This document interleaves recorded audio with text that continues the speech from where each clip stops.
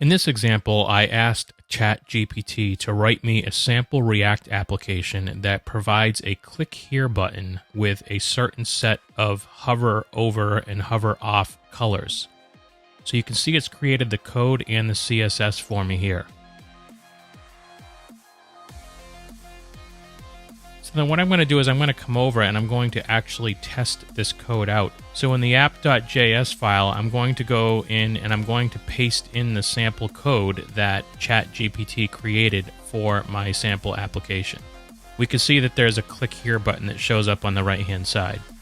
Next, I'm going to go and grab the CSS that should have the coloring that I asked for, and I'm going to put that into the app.css file.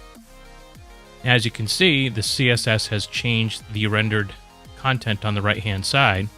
When I hover over it, it's honoring the colors that I asked it to use. So then what I'll do is I'll go back to ChatGPT and ask for it to modify the colors to different colors.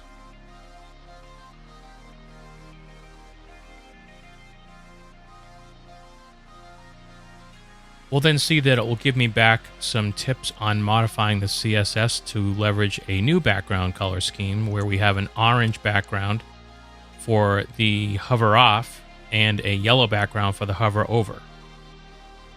And in this case, I don't want to have to go in and manually edit just a particular section.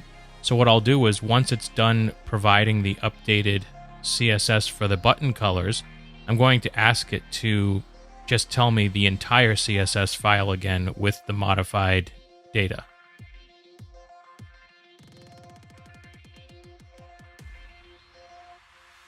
Now what I'll do is I'll just come and I'll copy the updated CSS and I'll come back over to my application and I will paste in the new CSS here.